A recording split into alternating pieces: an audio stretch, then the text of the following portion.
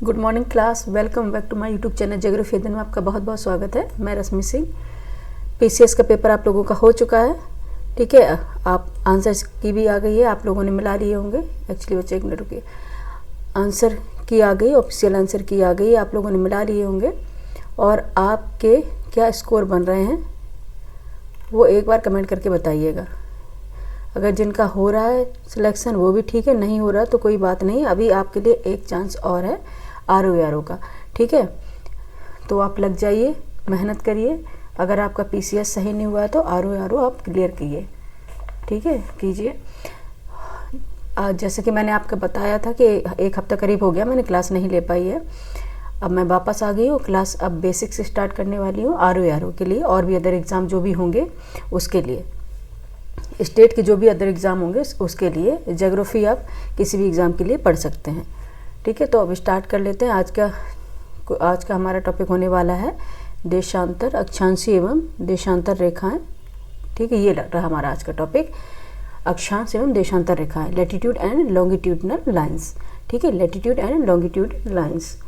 ये आज इससे जैसा कि आपने थंबनेल में देख लिया होगा कि ये कॉन्सेप्ट वाली क्लास है।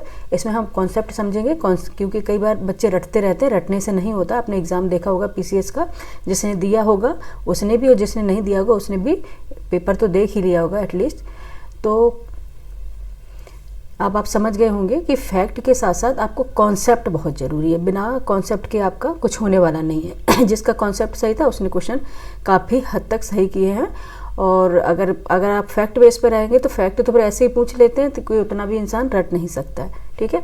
तो कॉन्सेप्ट आज जैसे कि मैंने सोचा कि आज हम ये टॉपिक करा दे रहे हैं, जस्ट कल इससे जो भी क्वेश्चन बनेंगे, जो भी क्वेश्चन पुटअप होंगे वो सारे हम कल इससे क्वेश्चन करा देंगे, ठीक है। तो ज़्यादा टाइम नहीं लेते हैं और स्टार्ट करते हैं आज की क्लास अपनी, ठीक है। अक्षांश एवं देशांतर रेखाएं, ये सभी बच्चे जानते होंगे क्या होती हैं। लैटिट्यूड एंड लॉन्गिट्यूड लाइंस क्या होती है, लैटिट्यूडनल एंड लॉन्गिट्यूडनल लाइंस क्या होती हैं, ठीक है। ये सारे बच्चे जानते होंगे, ठीक है। तो अक्षांशीय मान तथा अक्षांशीय रेखाएं क्या होती हैं इनके बारे में बताएंगे।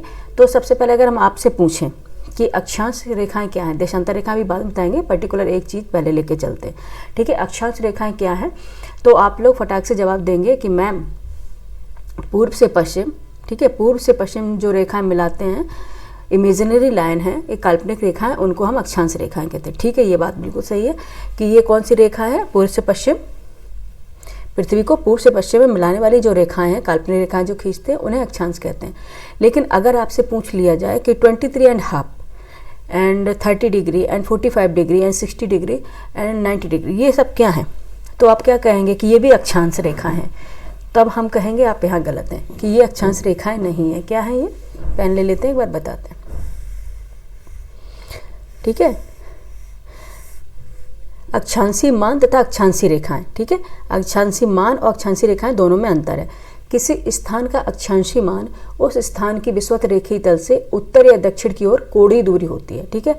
ये है विषुवत रेखा। पहले तो आपको ये समझा दें, जो बच्चे नए हैं उनके लिए, ठीक है, और बाकी जो पुराने बच्चे वो भी देखते जाएं, रिवीजन हो जाएगा आरओ के लिए, ठीक है। ये है अर्थ है, ये तो बताने की जरूरत नहीं, ये है अर्थ है। ये हमारी जो बीच में लाइन है 0 डिग्री, ये 0 डिग्री यहाँ पे बता रहे, ये इक्वेटर है, ठीक है। ये इक्वेटर, इसको क्या बोलते हैं, भूमध्य रेखा भी बोलते हैं, ठीक है। क्या बोलते हैं, भूमध्य रेखा, भूमध्य ने भू के मध्य, ठीक है, भूमध्य रेखा। और इसी को हम बोलते हैं विषुवत रेखा, इसी को ही बोलते हैं विषुवत रेखा। एक मिनट,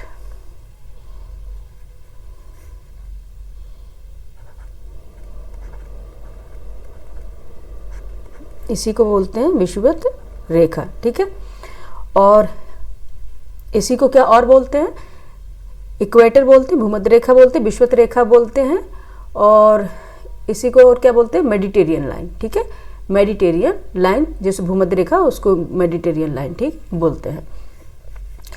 तो इसको आधार मानकर, ठीक है, इसको आधार मानकर जो कोण बनाया जाएगा, यहाँ पे 90 डिग्री है, ठीक है, विषुवत रेखा को आधार मानकर, ओहो ये 90 डिग्री है, ठीक है। ये आपको बता दें, ये इक्वेटर से इस तरफ चलेंगे, ये कौन सा है, उत्तरी गोलार्ध,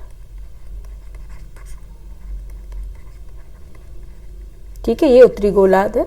और विषुवत रेखा के जस्ट नीचे ये कौन सा है, दक्षिणी गोलार्ध। पृथ्वी को दो, विषुवत रेखा क्या है, पृथ्वी को लगभग 2 बराबर भागों में बांटती है, दक्षिणी गोलार्ध है। ठीक है, ये आपका बेसिक कॉन्सेप्ट है, ये दक्षिणी गोलार्ध है। ठीक है, उत्तरी गोलार्ध को ही इंग्लिश में क्या, नदर्न हेमिस्फीयर, और दक्षिणी गोलार्ध को सदर्न हेमिस्फीयर। ये भी लिखने की जरूरत है क्या, नदर्न हेमिस्फीयर,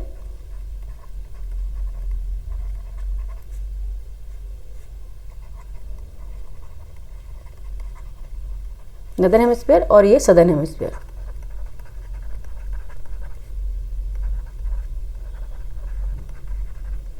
ठीक है, नदर्न हेमिस्फीयर है और ये है सदर्न हेमिस्फीयर।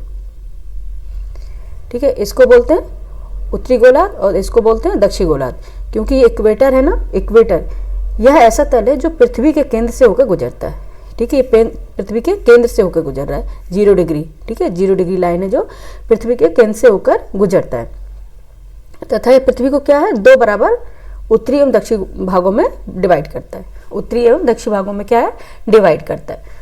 तो हम आपको क्या बता रहे हैं, इक्वेटर को आधार मानकर अगर हम यहाँ पे एंगल बनाएंगे तो ये कौन सा एंगल निकलेगा, देखिए ये कौन सा एंगल निकलेगा, ये 90 डिग्री का एंगल। ठीक है, ये क्या निकला है, 90 डिग्री का एंगल। ठीक है, ये समकोण बन रहा है ना, और समकोण क्या होता है, 90 डिग्री का एंगल होता है। ठीक है, जो किसी एंगल का आधा होता है। ठीक है, तो ये क्या है, मैथ्स नहीं पढ़ाना है, हमें इतना समझाना है आपको। ठीक है, ये 90 डिग्री का एंगल बन रहा है, और अगर हम ये 90 डिग्री का एंगल बन रहा है। ठीक है, और उस तरफ से अगर हम जस्ट इसके अपोजिट पश्चिम में चलेंगे तो यहाँ भी सेम वही होगा, इसको अदर तल का, तो ये भी 90 डिग्री का एंगल बनेगा, यहाँ पे भी 90 डिग्री का एंगल बनेगा। उसके बाद जस्ट हम अगर इधर जाएंगे, इस लाइन पे जाएंगे, ये 15 डिग्री है। ठीक है, और हम 23 हाफ में जाएंगे तो यहाँ पे भी एक एंगल बनेगा। ठीक है, यहाँ पे भी एक एंगल बनेगा। 1 मिनट बच्चे, कट हो गया है, इरेजर ले लेते हैं।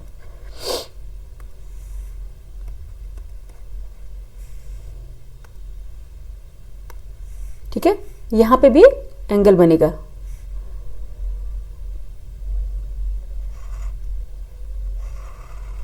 ये रहेगा, यहाँ पे होगा, यहाँ पे 23 हाफ। ठीक है, ये भी एक एंगल होगा। 1 मिनट बच्चे, बार बार क्या दिक्कत हो रहा है,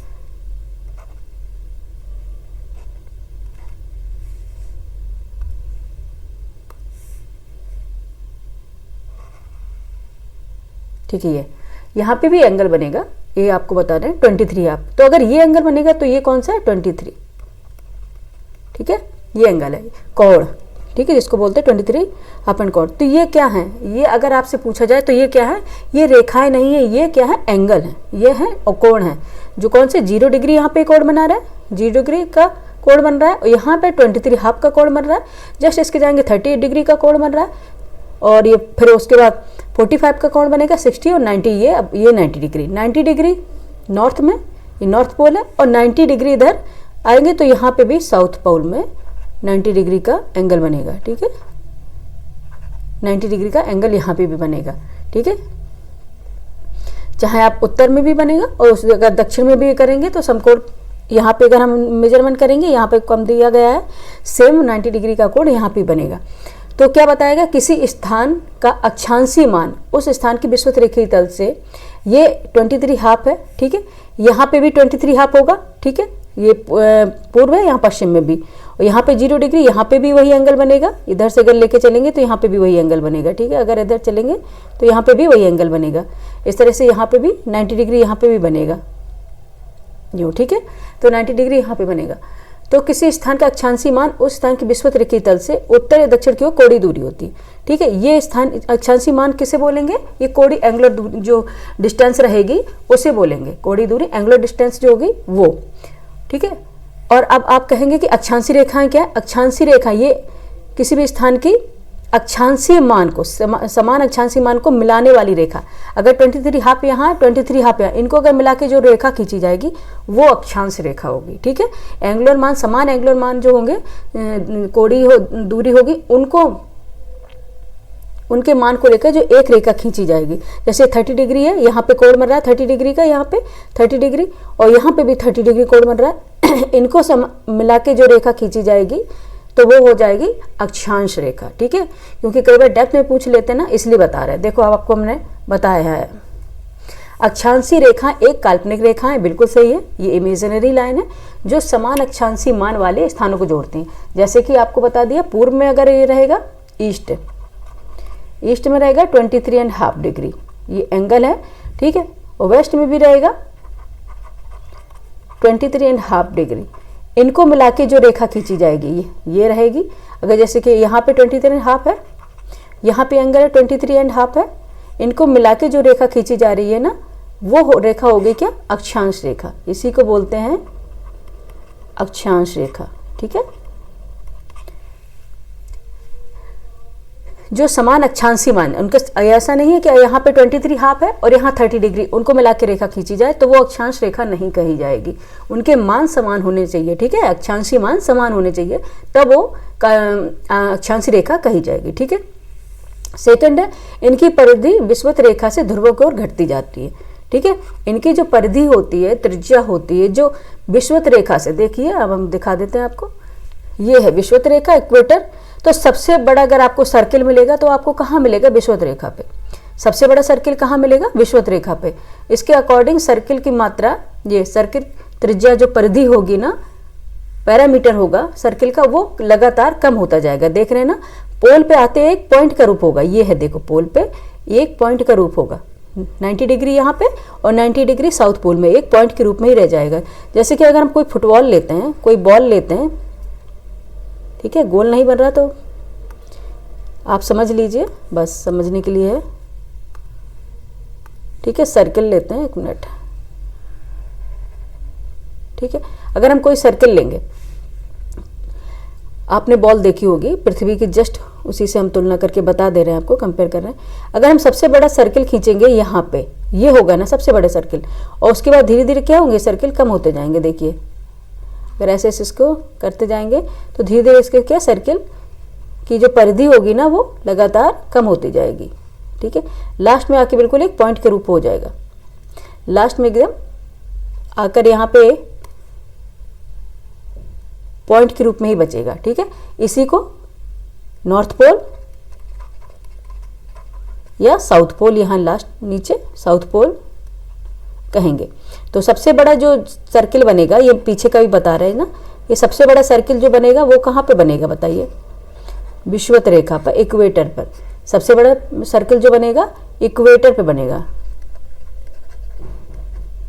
ठीक है, इक्वेटर पे सबसे बड़ा सर्किल इक्वेटर पे बनेगा। ठीक है, और सबसे छोटा जैसे कि आप रहे ध्रुवों पर, पोल्स पे एक पॉइंट के रूप में रह जाएगा, यहाँ बनेगा। ठीक है, जस्ट वही बताया गया आपको। ये इनकी परिधि विषुवत रेखा से ध्रुवों की ओर घटती जाती है, क्योंकि ये कई बार कथन कारण में और काफ़ी आपको, जैसे अभी पीसीएस का पेपर दिया है कि लेंदी पेपर था, काफ़ी लेंदी पेपर था, तो उसके अकॉर्डिंग आपको पढ़ना पड़ेगा, आपको कॉन्सेप्ट क्लियर होने चाहिए तभी। अगर आपको ये दे दिया, अगर आप नहीं पता होगा, ये कथन आपको दे दिया, तो आपको कैसे पता चलेगा कि ये सही है या गलत है। इसलिए मैं जो भी इनसे कॉन्सेप्ट बन सकते हैं, जो भी क्वेश्चन हो सकते हैं, वो सारा मैं आपको बताते चल रही हूँ। ठीक है, तो क्या बताया, इनकी परिधि विषुवत रेखा से ध्रुवों को घटती जाएगी। ठीक है, सेकंड क्या होगा, दो अक्षांशी रेखाओं के बीच की दूरी 111 किलोमीटर होती है। सामान्यतः यह 1 डिग्री होती है। जैसे कि देखो, ये लाइन है, ये अक्षांश रेखा है और ये है अक्षांश रेखा, इनकी बीच की दूरी क्या होगी, 111 किलोमीटर। ठीक है, इनकी बीच की दूरी क्या होगी, 111 किलोमीटर। ठीक है, और सामान्यतः इसको क्या बोलते हैं, 1 डिग्री। वैसे अगर डिग्री में मेजरमेंट करेंगे तो 1 डिग्री होगा। ठीक है, और अगर किलोमीटर में मेजरमेंट करेंगे तो दो जो अक्षांशी रेखाओं की दूरी होगी जो 111 किलोमीटर होगी और डिग्री में 1 डिग्री होगी। ठीक है, डिग्री में 1 डिग्री होगी। नेक्स्ट है, दो अक्षांशी रेखाओं के बीच की दूरी ध्रुवीय क्षेत्रों में आंशिक रूप से बढ़ जाती है। ठीक है, दो अक्षांशी रेखाओं के बीच की दूरी 111 की, ये बता ही दिया। ठीक है, क्या होता है, आंशिक रूप से बढ़ जाती है। दो अक्षांशी रेखाओं के बीच की दूरी ध्रुवीय क्षेत्रों में आंशिक रूप से बढ़ जाती है।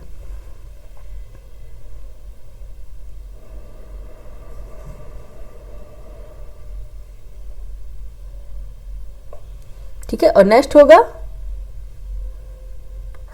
क्योंकि यह ध्रुवों पर चपटी है, ठीक है। अगर ये पूछे जाए कि दो अक्षांशीय रेखाओं के बीच की दूरी ध्रुवीय क्षेत्र में आंशिक रूप से क्यों बढ़ जाएगी, क्योंकि यह ध्रुवों पर चपटी है और विषुवत रेखीय क्षेत्र को पृथ्वी बाहर निकली हुई है। ये पृथ्वी के आकृति के अकॉर्डिंग, उसके स्ट्रक्चर के अकॉर्डिंग होता है, ठीक है।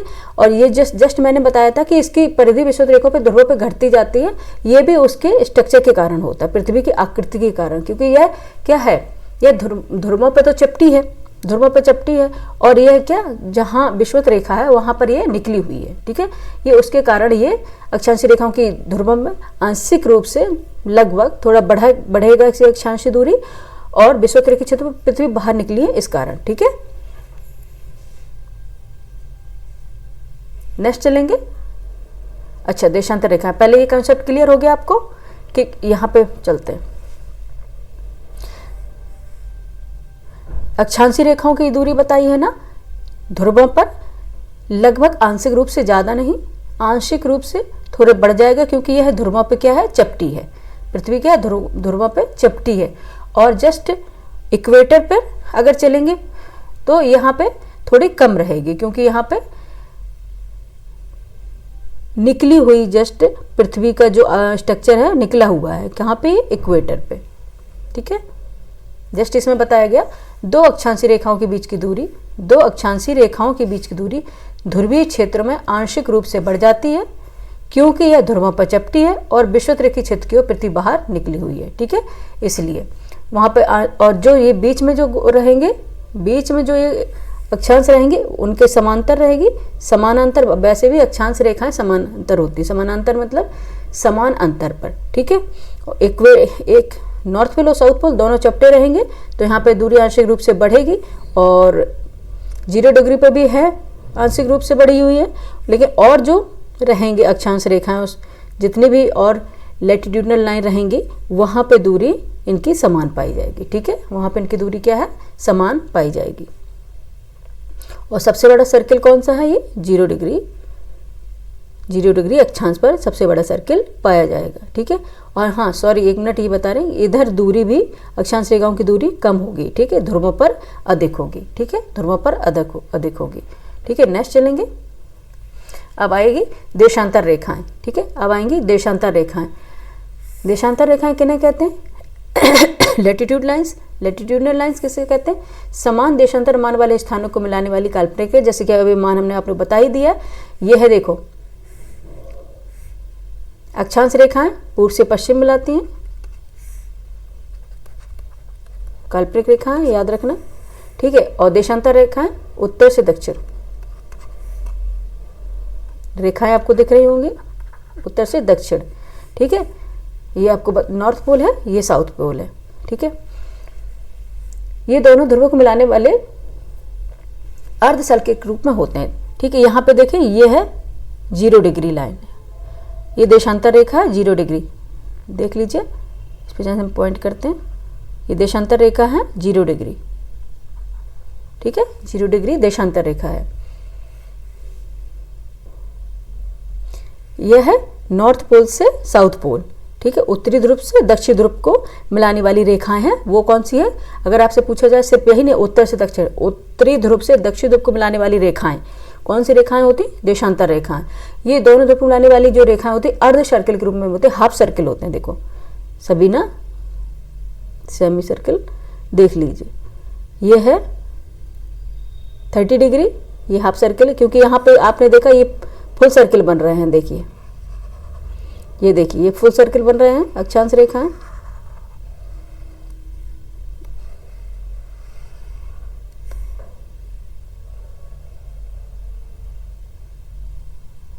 ठीक है, ये सारे फुल सर्किल बन रहे हैं। और इधर देखते हैं, ये 30 डिग्री, ये हाफ सर्किल, यहाँ पे फुल सर्किल बनने का देशांतर रेखाएं क्या बनाती हैं, हाफ सर्किल बनाती हैं, ये सारे देखो हाफ सर्किल बना रहे हैं। ये 60 डिग्री देशांतर, ये 45 डिग्री, 30 डिग्री, इस तरफ भी चलेंगे तो ये भी, अगर ये 0 डिग्री बता दिया, 15 डिग्री, ये भी हाफ सर्किल बनाएंगे, ये सारे क्या हैं, हाफ सर्किल बना रहे हैं, ठीक है। देशांतर क्या है, ये हाफ सर्किल बनाते हैं। और आपको बताते चले नेक्स्ट, दो देशांतर रेखाओं के बीच की दूरी विषुवत रेखा से ध्रुवों की ओर जाने से क्या होता है, कम हो जाती है, ठीक है, जाने पर कम हो जाती है। क्या, दो देशांतर रेखाओं के बीच की दूरी जो होती है विषुवत रेखा से ध्रुवों की ओर जाने पर कम हो जाती है। अगर हम विषुवत रेखा से ध्रुवों की ओर चलेंगे, ठीक है, विषुवत रेखा से, अगर विषुवत रेखा ये देखो इक्वेटर लाइन, ठीक है, इक्वेटर लाइन, अगर ध्रुवों की तरफ जाएंगे तो ये क्या है, पोल्स की इसमें दिख रहा है ना, देशांतर रेखाएं दिख रही हैं, ये देखो सारी देशांतर रेखाएं दिख रही। विषुवत रेखा से ध्रुवों को जाएंगे तो क्या हो जाएगी, इनकी दूरी दिखी नहीं है, देशांतर रेखा बीच दूरी, हाँ दूरी, तो इनकी दूरी क्या होती है, कम होती जाती है। देखो यहाँ पे दूरी आपको ज़्यादा दिख रही है, डिस्टेंस आपको ज़्यादा दिख रही है, ठीक है, और जैसे कि हम ध्रुवों पर जाते हैं तो यहाँ इनकी डिस्टेंस क्या होती है, कम होती जाती है, इनकी डिस्टेंस क्या होती है, कम होती जाती है। तो ऑब्वियस है इक्वेटर लाइन पर इनकी डिस्टेंस जो अधिकतम रहेगी और साउथ में या नॉर्थ पोल में इनकी डिस्टेंस कम होती जाती है, ठीक है। और नेक्स्ट चलेंगे, देशांतर रेखाएं पृथ्वी को विभाजित करने वाली काल्पनिक रेखाएं। ये तो आपको पता है, ये इमेजिनरी लाइन है, देशांतर रेखाएं हो या फिर अक्षांश रेखाएं हो, ये दोनों ही इमेजिनरी लाइन है, कहीं पृथ्वी पर ऐसी रेखाएं बनी नहीं हुई हैं। ये मेजरमेंट के लिए, डिवीजन के लिए बनाई गई हैं रेखाएं, आगे बताएंगे। ये एक इमेजिनरी लाइन है, ठीक है, देशांतर रेखाएं क्या है, इमेजिनरी लाइन है। इन्हें मेरिडियन भी कहा जाता है, मेरिडियन लाइन भी कहा जाता है, ठीक है, क्योंकि अगर आपसे पूछ लिया जाए कि देशांतर रेखा ने मेरिडियन लाइन लिख दिया जाए तो भी आपको पता होना चाहिए, ठीक है। ये रेखाएं ध्रुव से ध्रुव तक, उत्तर से दक्षिण, जैसे हमने बताया है कि ये नॉर्थ पोल से साउथ पोल को मिलाने वाली रेखाएं हैं। पृथ्वी पर कुल कितनी 360 देशांतर हैं, क्योंकि अब आपको आंकड़े भी याद करके चलने हैं, ठीक है। पृथ्वी पर कुल कितने हैं, 360 देशांतर रेखाएं, और देशांतर रेखाएं समानांतर नहीं होती, जैसे कि अक्षांश रेखाएं समानांतर होती है, बस आंशिक रूप से वो ध्रुवों पर उनकी दूरी थोड़ी बड़ी होती है, वो पृथ्वी की आकृति के कारण, स्ट्रक्चर के कारण, ठीक है। और लेकिन देशांतर रेखाएं समानांतर नहीं होती, कहीं पे इनकी डिस्टेंस ज़्यादा और कहीं पर कम पाई जाती है, ठीक है। और जैसे कि मैंने बता दिया था यहाँ पे कि ये जो इक्वेटर है, यहाँ पे ध्रुवों पे अक्षांश रेखाओं की दूरी अधिक पाई जाएगी, बहुत ज़्यादा नहीं, आंशिक रूप से।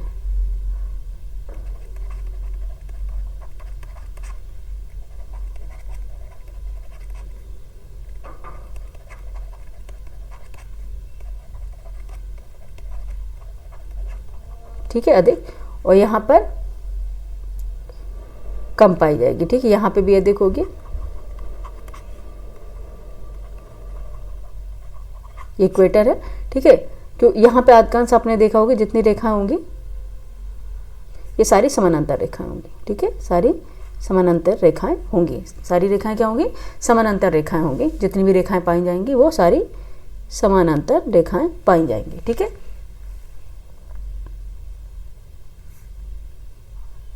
ठीक है, और देशांतर रेखा क्या, समानांतर रेखाएं नहीं होती।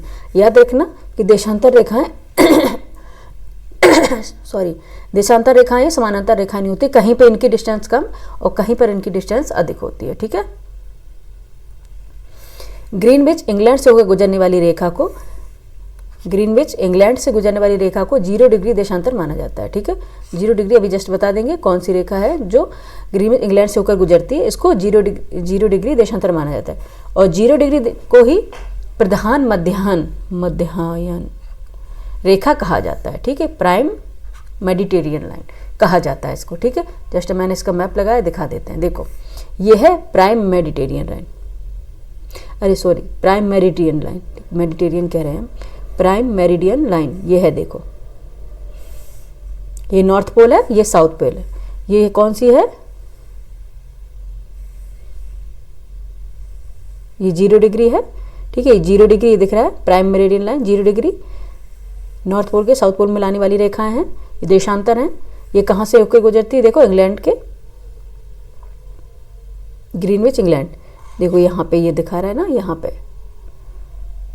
ठीक है, ये सारी यहाँ पे होकर गुजरती हैं। एक मिनट रुकिए,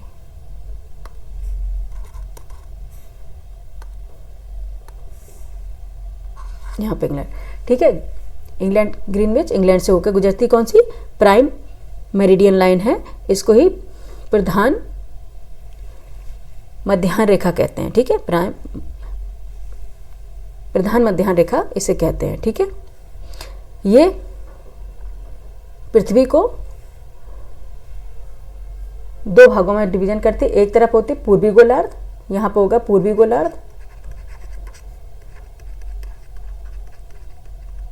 ईस्टर्न हेमिस्फीयर, और यहाँ पे होगा पश्चिमी गोलार्ध, पश्चिमी गोलार्ध। ये कौन सा हो गया? वेस्टर्न हेमिस्फीयर, ठीक है। पूर्वी पृथ्वी को लगभग दो बराबर भागों में बांटती है, ये पूर्वी गोलार्ध और ये पश्चिमी गोलार्ध। अक्षांश रेखा जो इक्वेटर लाइन है वो पृथ्वी को दो बराबर भाग में बांटती है, वो उत्तरी गोलार्ध और दक्षिणी गोलार्ध में बांटती है, ठीक है। जैसे अगर इधर हो गया उत्तरी गोलार्ध, अगर अक्षांश रेखाओं की बात करेंगे,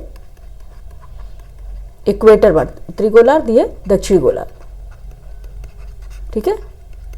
आपसे पूछ लिया जाए, अगर आपसे पूछ लिया जाए इक्वेटर है ना, पृथ्वी को दो बराबर भागों में बांटता है, उत्तरी गोलार्ध और दक्षिणी गोलार्ध, ठीक है।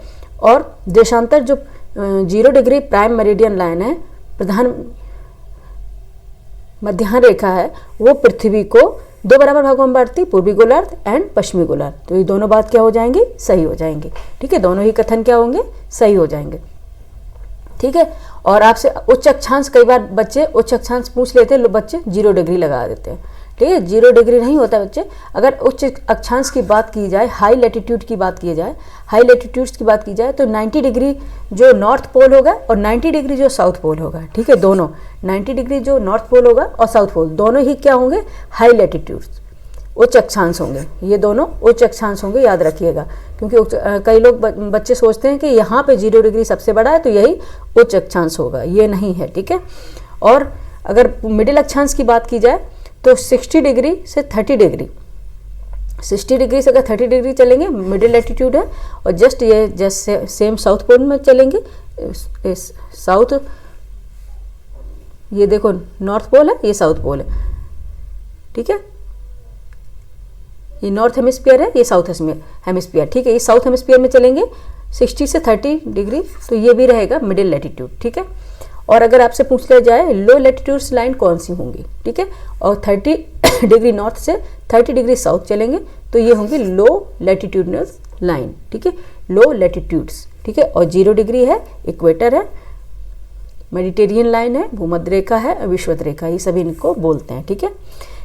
ये देखिए Tropic of Capricorn 23.5 south and Tropic of Cancer 23.5 north, ठीक है। ट्रॉपिक ऑफ कैंसर 23.5 नॉर्थ है, ट्रॉपिक ऑफ कैंसर कर्क रेखा, ट्रॉपिक ऑफ कैप्रिकॉर्न मकर रेखा 23.5 साउथ, ठीक है।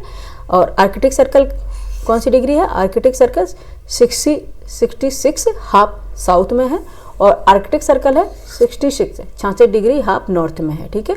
एक बार और देख लीजिए, आर्कटिक सर्कल होगा 66 डिग्री हाफ साउथ में, और आर्कटिक सर्कल होगा 66 हाफ नॉर्थ में, ठीक है। ये इसका रहा आपका। आगे देखते हैं प्रधान मध्याह्न, ठीक है। प्रधान मध्याह्न रेखा पूर्वी गोलार्ध को, थोड़ा बच्चे मिस्टेक हो गया लिखने में,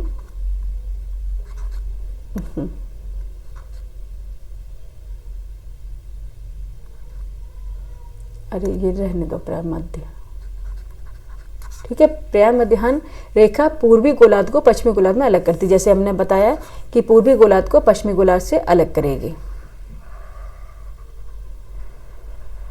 ये रहेगा। ये 0 डिग्री होगी, देशांतर की बात हो रही है, ठीक है। प्राइम मेरिडियन लाइन जो होगी ना, प्रधान मध्याह्न, ठीक है। ये जो रेखा होगी 0 डिग्री, ठीक है, ये पूर्वी गोलार्ध को पश्चिमी गोलार्ध से, यहाँ पे रहेगा पूर्वी गोलार्ध, ठीक है, यहाँ पे रहेगा पूर्वी गोलार्ध, और देन यहाँ पे रहेगा पश्चिमी गोलार्ध, ठीक है। पूर्वी गोलार्ध को पश्चिमी गोलार्ध से अलग करती। देशांतर रेखाओं को डिग्रियों, मिनटों और सेकंडों में मापा जाता है, ठीक है। ये आपने देखा है, देशांतर रेखा को डिग्रियों और मिनटों और सेकंडों में मापा जाता है, ठीक है। 1 डिग्री देशांतर 4 मिनट के बराबर होता है, और 15 डिग्री देशांतर 1 घंटे के बराबर होता है, ठीक है। 1 डिग्री देशांतर 4 मिनट के बराबर होता है और 15 डिग्री देशांतर 1 घंटे के बराबर होता है। ठीक है, अगर आपसे देख लीजिए, आपको बताएं अभी जस्ट बता देंगे, इसका एप्लीकेशन भी बता देंगे। ठीक है, ध्रुवों से विषुवत रेखा की ओर बढ़ने पर देशांतरों के बीच की दूरी बढ़ती जाती है। ठीक है, अगर ध्रुवों से, जस्ट अभी बताया, ध्रुवों से विषुवत रेखा की ओर बढ़ने पर, हाँ ठीक है, अभी जस्ट बताया था, देख लीजिए। देशांतर रेखा है ये सारी, इधर हाफ सर्कल होते हैं, देशांतर रेखा है। एक तो इसमें लाइन सही नहीं खींची जाती है, ये हाफ सर्कल होते हैं। ठीक है, थोड़ा तिरछा हो रहा है, उस पर मत जाइएगा। ठीक है, वो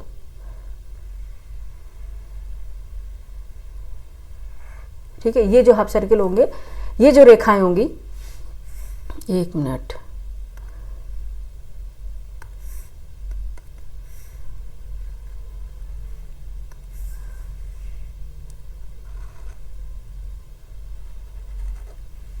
ये इसकी पता है पेन का निब चला गया अंदर, इसको निकाल के कल अंदर दूसरा निब डाल देंगे। ठीक है, ये थोड़ा तिरछा बन रहा है, लेकिन आप समझ लीजिए क्या बताया था मैंने आपको।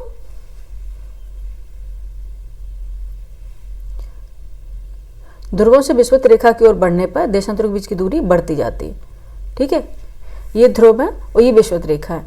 अगर इस तरह देशांतर रेखाएं बढ़ेंगी, ध्रुवों से अगर इक्वेटर की तरफ लाएंगे, तो इनकी जो डिस्टेंस होगी, ये डिस्टेंस, ठीक है, ये जो डिस्टेंस होगी वो बढ़ेगी। ठीक है, ध्रुवों पर जैसे अभी बताया था, ध्रुवों पर कम होती जाती है। चाहे ये बोल लो कि इसकी डिस्टेंस जो होती है इक्वेटर तरफ बढ़ती है और ध्रुवों पर कम होती है, ये याद रखना। ठीक है, इक्वेटर तरफ बढ़ती है इनकी दूरी, देशांतर रेखाओं की डिस्टेंस, और ध्रुवों पर कम होती जाती है। ठीक है, और नेक्स्ट है विषुवत रेखा पर देशांतरों के बीच की दूरी अधिकतम कितनी होती है? 111.32 किलोमीटर, 32 किलोमीटर होती है। कितनी होती है? विषुवत रेखा पर देशांतरों के बीच की दूरी 111.32 किलोमीटर, ठीक है, 32 किलोमीटर होती है। ठीक है, अधिकतम, तो अधिकतम कहाँ दूरी है उनकी? इक्वेटर तरफ बढ़ते जाएंगे। जब हम ध्रुवों से इक्वेटर की तरफ आएंगे, विषुवत रेखा की तरफ आते हैं, तो वहां पर देशांतरों की दूरी बढ़ती है। ठीक है, तो अधिकतम दूरी का क्या होगा, डिस्टेंस क्या होगी? 111.32 किलोमीटर होगी। ठीक है, ठीक है, अब आपको हम बता रहे थे इसका एप्लीकेशन। ठीक है, ये है आपकी इक्वेटर, ये है आपकी इक्वेटर 0 डिग्री। ठीक है, ये है आपकी इक्वेटर 0 डिग्री। ठीक है,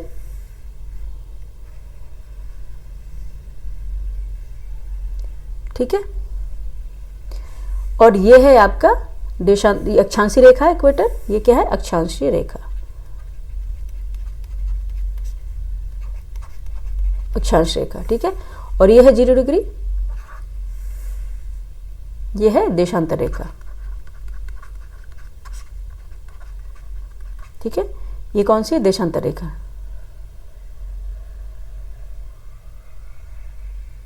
ठीक है, ये हो गई अक्षांश रेखा और जस्ट ये हो गई देशांतर रेखा। ठीक है, और अक्षांश रेखा ये है, तो ये यहाँ पे पृथ्वी को 2 बराबर भागों में बांटेगी। ये हो गया उत्तरी गोलार्ध और ये हो गया दक्षिणी गोलार्ध।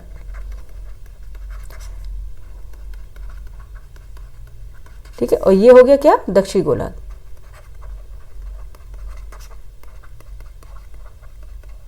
ठीक है, और देशांतर रेखा जो होगी पृथ्वी को बराबर भागों में बांटेगी, 2 बराबर भागों में। ये हो गया पूर्वी गोलार्ध, ये होगा पश्चिमी गोलार्ध। ठीक है, मैप से समझ लीजिए, ये होगा पश्चिमी गोलार्ध। अब अगर आपसे पूछा जाए भारत किस गोलार्ध में स्थित है अक्षांशीय रूप से और देशांतर रूप से, बताइए आप, तो आप क्या बताएंगे? भारत, ये देखो इंडिया, किस रूप में? यहाँ पे आप देखिए, अगर देशांतर रूप में देखेंगे, देशांतरी रूप में देखेंगे तो पूर्वी गोलार्ध में भारत पूर्वी, और अगर इसमें देखेंगे अक्षांशीय रेखाओं के रूप में देखेंगे तो उत्तरी गोलार्ध।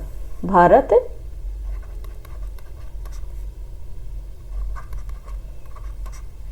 उत्तर, ये है उत्तर, उत्तरी गोलार्ध, उत्तर पूर्वी गोलार्ध।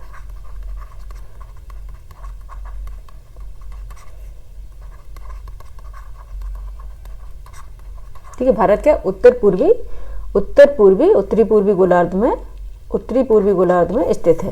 ये उत्तरी गोलार्ध हो गया, ठीक है, ये जो हो गया भाग उत्तरी गोलार्ध हो गया, और ये जो हो गया भाग पूर्वी गोलार्ध हो गया। तो भारत उत्तरी पूर्वी गोलार्ध में स्थित है, ना कि दक्षिण में। अगर ऑस्ट्रेलिया बताए, पूछा जाए, ऑस्ट्रेलिया क्या दक्षिण गोलार्ध में स्थित है, ऑस्ट्रेलिया क्या दक्षिण गोलार्ध में स्थित होगा। ठीक है, और अफ्रीका दोनों गोलार्ध में है। ठीक है, उत्तरी गोलार्ध में भी है, दक्षिण गोलार्ध में भी है। अफ्रीका क्या दोनों गोलार्ध में है, उत्तरी गोलार्ध में भी है, दक्षिण गोलार्ध में भी है। और अगर नॉर्थ अमेरिका की बात की जाए, ये ओनली किस में है, ओनली किस में है, पश्चिमी गोलार्ध में है, ओनली पश्चिमी गोलार्ध में है। ठीक है, और भारत है कि दो गोलार्ध में है, देखो उत्तरी गोलार्ध में भी है और पूर्वी गोलार्ध में, उत्तर पूर्वी गोलार्ध में स्थित है भारत। ठीक है, और नॉर्थ अमेरिका की बात हो रही थी, ये ओनली पश्चिमी गोलार्ध में। ठीक है, ये क्या है, ओनली पश्चिमी गोलार्ध में है। ओ सॉरी, पश्चिमी गोलार्ध और ये है उत्तरी गोलार्ध, सॉरी एक मिनट, पश्चिमी गोलार्ध और उत्तरी गोलार्ध, क्योंकि अगर इसकी बात है ये उत्तरी गोलार्ध है। ठीक है, यहाँ पे जो उत्तरी गोलार्ध है, ठीक है, ये पश्चिमी गोलार्ध। और ऑस्ट्रेलिया है, अगर हम अक्षांशीय रूप में बात करें तो दक्षिण गोलार्ध में है। ठीक है, दक्षिण गोलार्ध में हो जाएगा, और देशांतर रूप में पूर्वी गोलार्ध में रहेगा। ठीक है, अब ज़्यादा हौच-पौच नहीं करेंगे, आप लोगों के समझ में नहीं आएगा। पहले हम देशांतर रूप से बांटते हैं किसी भी चीज़ को। अगर देशांतर रूप से अक्षांशीय रूप में पूछा जाएगा तो ये कहाँ पे होगा, दक्षिण गोलार्ध में। अगर देशांतर रूप में पूछा जा रहा है तो ये क्या है, पूर्वी गोलार्ध में। ठीक है, इस तरह से याद किया, क्योंकि ये हो गया पूर्वी गोलार्ध, इधर साइड का हिस्सा जो रहेगा ये पूर्वी गोलार्ध। ठीक है, और ये जो देशांतर रूप में ये होगा पश्चिमी गोलार्ध। ठीक है, और अक्षांश रेखाओं की बात करी जाएगी तो ये होगा उत्तरी गोलार्ध। ठीक है, और ये जस्ट होगा दक्षिणी गोलार्ध। ठीक है, ये होगा दक्षिण गोलार्ध। ठीक है, अब भारत की बात की जाए तो भारत यहाँ हो गया उत्तरी गोलार्ध।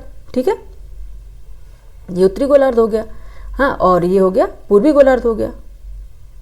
ठीक है, तो क्या हो गया, भारत उत्तर पूर्वी गोलार्ध में स्थित हो जाएगा। ठीक है, कहाँ हो जाएगा, उत्तर पूर्वी गोलार्ध में स्थित हो जाएगा।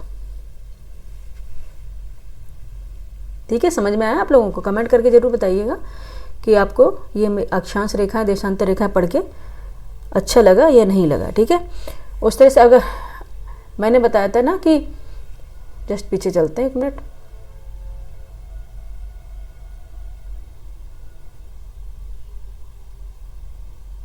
ठीक है, जस्ट पीछे चलते हैं। क्या बताया था मैंने कि देशांतर रेखाओं को डिग्रियों, मिनटों और सेकंडों में मापा जाता है। ठीक है, इसका मैं जस्ट उदाहरण बता देती हूँ आपको। भारत का, भारत को इसका मुख्य, भारत का 8 डिग्री 4 उत्तर से, भारत यहाँ पे लिख देते हैं 8 डिग्री 4 मिनट, ये देखो दिखते हैं ना 4 मिनट। ठीक है, 8 डिग्री 4 मिनट उत्तर से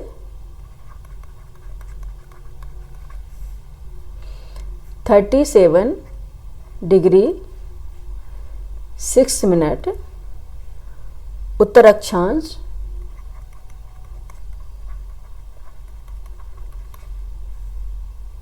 तथा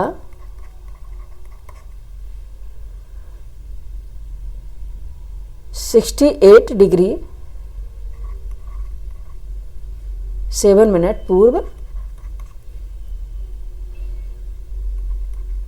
ठीक है, पूर्व से 97 डिग्री 25 मिनट, ये मिनट है, सॉरी नहीं, आप 1 समझ लें, 1 मिनट बच्चे।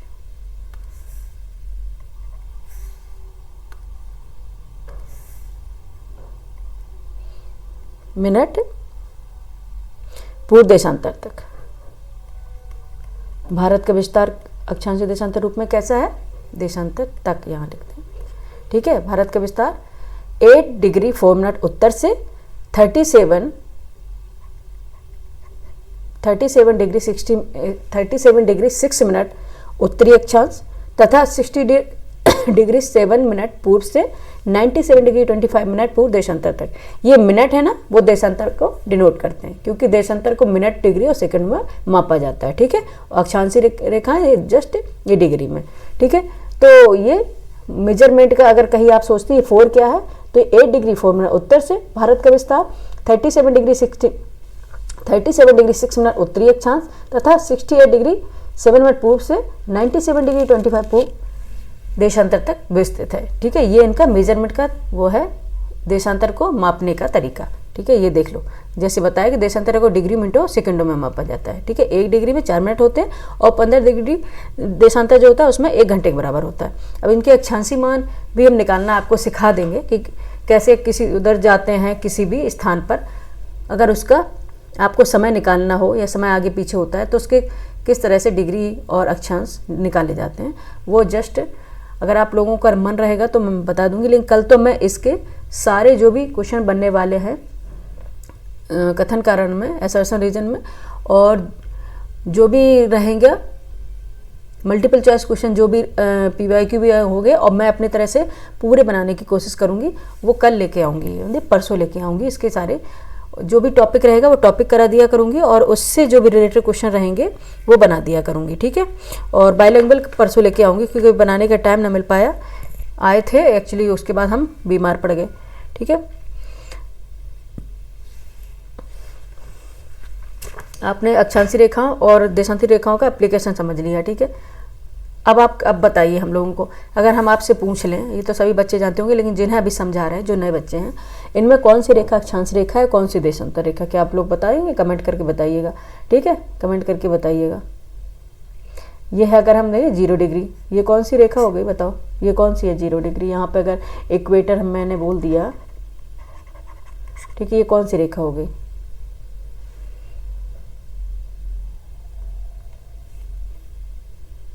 ठीक है, ये कौन सी होगी बताओ? अक्षांशीय रेखा। अक्षांश रेखा होता है, अक्षांशीय रेखा, वो दोनों बोल देते हैं।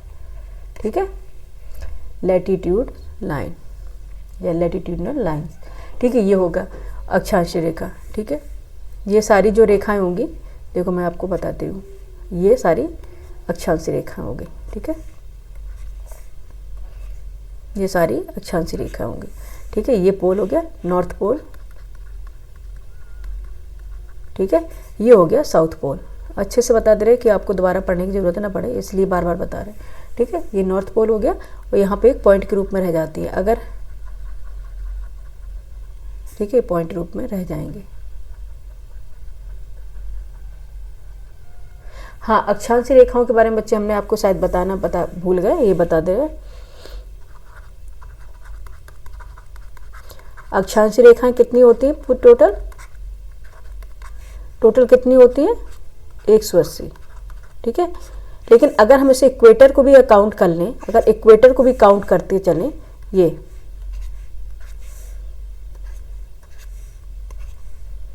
ठीक है, ये 0 डिग्री है, यहाँ पे होगा 30 डिग्री, यहाँ पे होगा 60 डिग्री, फिर यहाँ पे होगा 90 डिग्री, नहीं 90 डिग्री यहाँ पे पहुँचेगा, यहाँ बोलते पे। ठीक है, ये जस्ट आपको मेजरमेंट के लिए बता दे रहे हैं।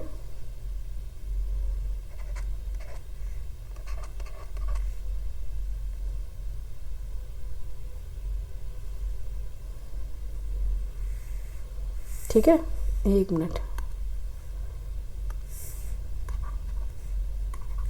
90 डिग्री पोल पे होता है। ठीक है, ये बाद में बताएंगे आपको। हाँ, 100, अगर हम इसके इक्वेटर को भी काउंट करते हैं तो ये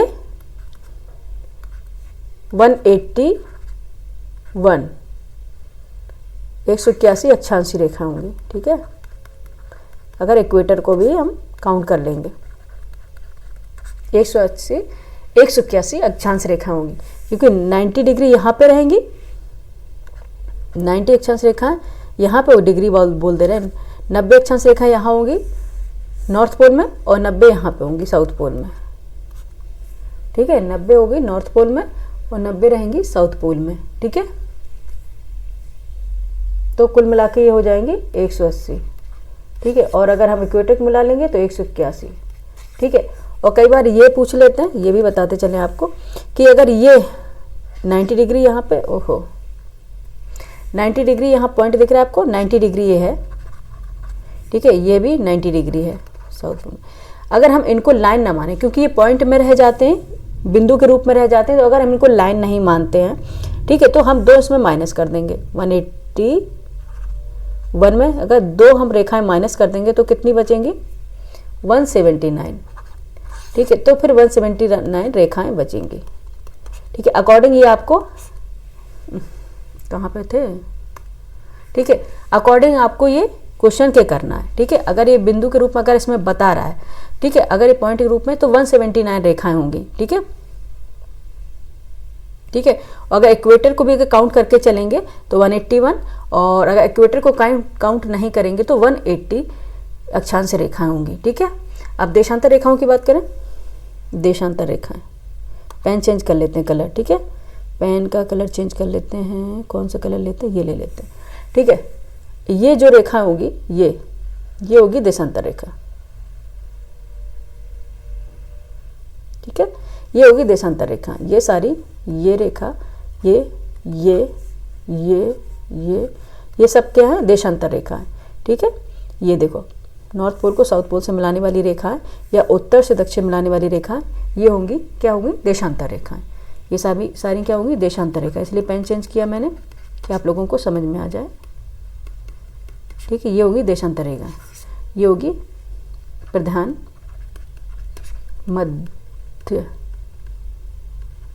मध्यायन रेखा, ठीक है, प्राइम मेरिडियन लाइन, ठीक है, ये होगी प्राइम मेरिडियन लाइन होगी। तो आप बता लेंगे अच्छे से कि कौन सी, और आपको जस्ट बताइए देशांतर रेखाएं कितनी होती हैं, देशांतर रेखाएं कितनी होती हैं पूरी टोटल बताई थी अभी जस्ट, देखो देखते हैं कितनी बताई थी आप लोगों को, देखो यहाँ पे बताएं,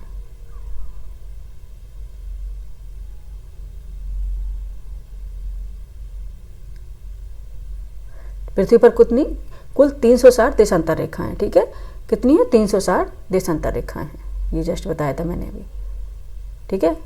देशांतर रेखाएं कितनी है टोटल, 360 देशांतर रेखाएं हैं।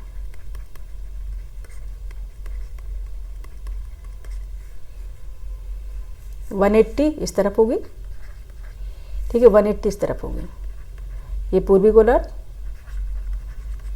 ठीक है, या यह है पश्चिमी गोलार्ध,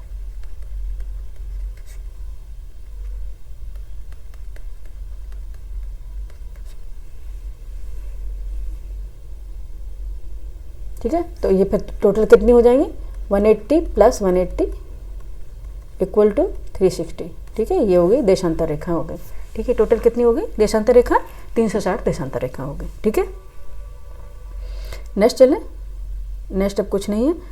अच्छा, अब ये आपसे पूछा जाए कि देशांतर रेखाएं हैं, इनका एप्लीकेशन आपने बता दिया, पर इनकी महत्व क्या है, इंपॉर्टेंस क्या है, ठीक है, इनका इंपॉर्टेंस क्या है, देशांतर रेखाओं और अक्षांश रेखाओं का इंपॉर्टेंस क्या है, ठीक है। तो ये भी आपको जानना जरूरी है, ठीक है। अगर अक्षांश रेखाओं की बात की जाए, अक्षांश रेखाओं की बात की जाए तो इनका इंपॉर्टेंस क्या होगा, ठीक है, इधर बता दें क्या, या फिर बोलते ही चले, चलो बोल ही देते हैं, ठीक है। अक्षांश रेखाओं का महत्व क्या होगा, अक्षांश रेखाएं जो होती हैं पूरी पृथ्वी या पूरी पृथ्वी की सतह को अलग अलग तापमान क्षेत्रों में विभाजित करती हैं, ठीक है। अलग अलग जो अक्षांश रेखाएं नहीं होगी तो हमें कैसे पता चलेगा, जैसे हम बोलते हैं 0 इक्वेटर पे ये टेम्परेचर पाया जाएगा, तो ये क्या तापमान का भी वितरण करती हैं, ठीक है, डिवीजन करती हैं तापमान का भी, ठीक है, अलग अलग क्षेत्रों में अलग अलग तापमान क्षेत्रों को विभाजित करती हैं।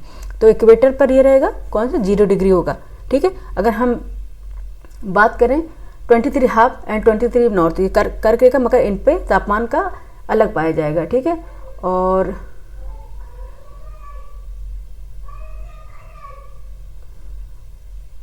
ठीक है, और 90 डिग्री जो फ्रिजिड जोन रहेगा 90 डिग्री, इन पे अलग इनका तापमान पाया जाएगा। तो ये क्या होते हैं, तापमान का वितरण करती हैं, तापमान का विभाजित करती हैं अक्षांशी रेखाएं। अक्षांशी रेखाएं के अकॉर्डिंग ही हम तापमान का वितरण करते हैं और जान पाते हैं कि कहाँ पे कौन सा तापमान पाया जाएगा, ठीक है। बाकी हम डेप्थ में फिर बताएंगे, अभी सिर्फ अक्षांश रेखाएं देशांतर रेखाएं समझा रहे हैं, क्योंकि ज़्यादा कुछ समझाने से फिर आपका हौच पौच हो जाएगा, ठीक है, फिर आपको लोगों को समझ नहीं आ जाएगा, इसलिए उतना ही बता रहे जितना जरूरी है, ठीक है। और देशांतर रेखाओं का महत्व क्या होगा, एक तो फर्स्ट ऑफ ऑल तो ये रहता है कि देशांतर रेखाएं जो होती हैं पृथ्वी को पूर्व पश्चिम 2 भागों में निर्दिष्ट करती हैं, 2 भागों में विभाजित करती हैं, जैसे कि अक्षांश रेखाएं भी करती हैं, देशांतर रेखाएं पूर्व पश्चिम में करती हैं और अक्षांश रेखाएं करती हैं उत्तरी और दक्षिण में, दो में करती हैं। ठीक है, दोनों ही का यही काम है। और देशांतर रेखाओं का इस्तेमाल पृथ्वी पर विभिन्न क्षेत्रों के लिए समय क्षेत्र को मापने के लिए भी किया जाता है। ठीक है, समय क्षेत्र को मापने के लिए भी किया जाता है। और देशांतर रेखा अक्षांश रेखाएं पृथ्वी की भूमध्य रेखा से दूरियां या गणना करने में भी मदद करती हैं। ठीक है, इनकी डिस्टेंस में, क्योंकि जैसे इसमें डिस्टेंस सबको बताया है, अक्षांश रेखाओं 111 किलोमीटर है और देशांतर रेखाओं की दूरी 111.32 किलोमीटर है। ठीक है, इनके डिस्टेंस, तो इनके डिस्टेंस में वहाँ किसी भी देश का मान निकालने के लिए, उनकी डिस्टेंस निकालने के लिए भी इनका यूज होता है। ठीक है, अक्षांशीय और देशांतर रेखाओं का यूज होता है। ठीक है, लैटिट्यूड एंड लॉन्गिट्यूड लाइन्स का उपयोग किया जाता है। ठीक है, और एक बात और हम आपको बताते चलें लास्ट में कि अगर आप कंफ्यूज हो गए होंगे, एक मिनट बच्चे,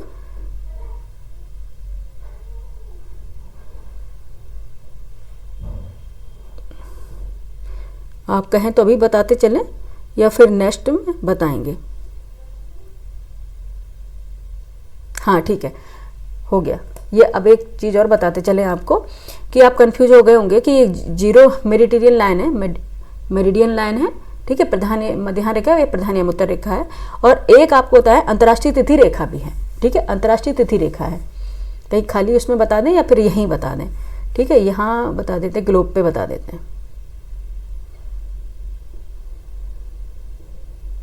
ये ग्लोब पे बताते, एक अंतर्राष्ट्रीय तिथि रेखा भी है। कहाँ पे, ये भी पूरा भरा हुआ है, खाली देखते हैं ये। ठीक है, ये बाद में इसको समझाने के लिए बताया था, नहीं इसमें आप कंफ्यूज हो जाएंगे, हम इसी में बताते हैं। ठीक है, एक अंतर्राष्ट्रीय तिथि रेखा है international date line, IDL, international date line है।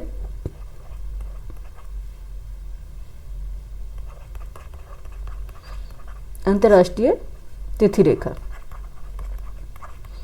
ठीक है, ये 180 डिग्री देशांतर, ये जो 180 डिग्री देशांतर है वो अंतर्राष्ट्रीय तिथि रेखा है। ठीक है, यह भी एक काल्पनिक रेखा है। जितनी भी रेखाएं सारी इमेजिनरी लाइन है। यह एक काल्पनिक रेखा है जो दो लगातार कैलेंडर तिथियों के बीच का सीमांकन करती है। ठीक है, दो कैलेंडर तिथियों कि इनका काम क्या होता है, समय को मापने के लिए, मेजरमेंट करने के लिए किया जाता है। ठीक है, और यह कहाँ से होकर गुजरती है, ये जस्ट अभी क्वेश्चन कराएंगे उसमें भी बता देंगे आपको, लेकिन इसलिए कि आप कंफ्यूज ना हो जाएं 0 डिग्री में, और इसमें इसलिए बताएं अंतर्राष्ट्रीय तिथि रेखा 180 डिग्री होती है। ठीक है, याद रखना। यह प्रशांत महासागर के बीच से होकर गुजरती है। ठीक है, ये जो है निकल रही है, ये ग्रीनविच इंग्लैंड से निकल रही है। और ये यहाँ पे अगर ग्रीनविच इंग्लैंड की बात की जाए तो यहाँ पे कौन सा सी होगा, बताइए कौन सा होगा। ठीक है, अटलांटिक ओशियन होगा। ठीक है, कौन सा होगा, अटलांटिक ओशियन होगा। ठीक है, तो यहाँ पे प्रशांत तो है ही नहीं है, तो ठीक है, ये प्रशांत महासागर के, अगर पूछा जाए प्रशांत महासागर से होकर गुजरेगी कौन सी, IDTL लाइन। ठीक है, कहाँ से गुजरेगी, प्रशांत महासागर से होकर गुजरी थी, पैसिफिक ओशियन से। ठीक है, और यह पृथ्वी पर लगभग 180 डिग्री देशांतर उत्तर दक्षिण रेखा का अनुसरण करती है। यह अभी जस्ट बता ही दिया। ठीक है,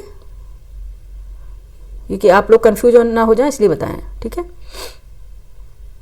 और बाकी इसके कल एप्लीकेशन सारे क्वेश्चन कराएंगे, उसमें जस्ट बता देंगे। ठीक है, क्योंकि इतना ही ज़रूरी है, ज़्यादा अगर हम बताएंगे तो बच्चे अभी कंफ्यूज हो जाएंगे, समझ नहीं पाएंगे। ठीक है, तो ये बच्चा रहा आपके बेसिक सी जानकारी जो कंप्लीट हुई। सारी अक्षांश रेखाएं और देशांतर रेखाएं, लैटिट्यूड एंड लॉन्गिट्यूड लाइन से जो भी रिलेटेड क्वेश्चन बनेंगे, कथन, कारण, ऐसा रीजन और फैक्ट वाइज, वो मैंने आपको सारे करा दिए। क्योंकि ओनली अब सिर्फ यही रटने से काम ना चलने वाला है कि उत्तर से दक्षिण, पूर्व से पश्चिम मिलाने वाली रेखाएं नहीं, उनके सारा एप्लीकेशन आपको पता होना चाहिए, सारा डिटेल पता होना चाहिए। जैसे कि आपने PCS का अगर पेपर देखा है या दिया है तो आप समझ गए होंगे कि अब UPPSC की डिमांड क्या है, कि वो क्या चाहिए उसे, क्योंकि जस्ट वो UPSC का छोटा भाई है। ठीक है, और अब RO के पेपर के लिए आप ये आपके सेमीफाइनल समझ लीजिए कि आपका ये PCS का पेपर सेमीफाइनल है। अगर आपको फाइनल क्लियर करना है तो अभी से लग जाइए, बिना किसी समय को बर्बाद किए हुए कि हम सोचें कि 4-5 बार आपने आंसर शीट मिला लिए, आपका पता चल गया होगा आपका क्या स्कोर रहा है। ठीक है, आप सेफ स्कोर में हैं तो आप मेंस की तैयारी कीजिए, लेकिन अगर आपका थोड़ा अप एंड डाउन है तो मेंस के साथ साथ मेंस की तैयारी तो आपको रेगुलर करनी ही है। आपका हो या न हो, लेकिन वो आपका बर्बाद नहीं जाएगा। अगले टाइम में आपका प्री क्वालिफाई हो जाएगा और आपका मेंस की तैयारी रहेगी तो आप मेंस से ऑब्वियस कर ही लेंगे। ठीक है, तो आप RO की तैयारी में लग जाइए और कोशिश कीजिएगा ये हमारा क्लियर हो जाए, ठीक है। क्योंकि इसमें मेन है कि क्वालिफाई आपको हिंदी भी करा देगी। अगर आपके 60 नंबर हैं उसमें अगर आप 58 55 प्लस कर ले जाते हैं तो आपका सिलेक्शन पक्का है, ठीक है। तो बच्चों अब आते हैं परसों इसके सारे इंपॉर्टेंट जो क्वेश्चन बनेंगे कथन कारण में, सारे आप देख लीजिएगा, सारे क्वेश्चन मैं ही बनाने वाली हूँ। क्योंकि PYQ पहले कराते थे, PYQ का कितना रोल है आपको पता ही होगा, कितना रोल है। मैं यह है कि आपको वो टॉपिक जो कॉन्सेप्ट है उससे सारे क्वेश्चन बन जाए, उससे बाहर तो आयोग पूछ नहीं पाएगा, ठीक है। वो सारे कॉन्सेप्ट लेके आएंगे, सारे क्वेश्चन लेके आएंगे, ठीक है। उसके बाद फिर लेंगे कोई ऐसा टॉपिक और उस टॉपिक से सारे क्वेश्चन। आप ही बताइएगा, कमेंट करके बताइए आप वर्ल्ड ज्योग्राफी पहले पढ़ेंगे या इंडियन ज्योग्राफी। अगर आप चाहेंगे वर्ल्ड ज्योग्राफी पहले पढ़े तो हम वर्ल्ड ज्योग्राफी आपको करा देंगे, ठीक है। अगर आप लोग चाहेंगे कि इंडियन ज्योग्राफी करें विद फिजिकल ज्योग्राफी, हम साथ में कराते चलेंगे। जैसे आज बताया कॉन्सेप्ट सारे क्लियर कराते जाएंगे। अब सारी आपने देख लिया होगा थंबनेल में, सारी क्लास कॉन्सेप्ट वाली होने वाली है, ठीक है बच्चे। तो चलते हैं, फिर परसों आएंगे आपको सारे कॉन्सेप्ट क्लियर करने, ठीक है। तो पढ़ते रहिए, टेंशन नहीं लीजिएगा, सिलेक्शन होगा, आज नहीं तो कल होगा, ठीक है। Thank you for watching. जहाँ भी रहें मस्त रहें, व्यस्त रहें और पढ़ते रहें, ठीक है। टाइम बर्बाद नहीं करना है सोच के कि अब क्या हुआ क्या नहीं होगा, ठीक है। आपके लिए एक मौका और है, एक अपॉर्चुनिटी और है, वो RO की है, उसे आप क्वालिफाई कीजिए, ठीक है। अगर आपका PCS में थोड़ा आपका अप डाउन है, ठीक है। Okay, thank you for watching.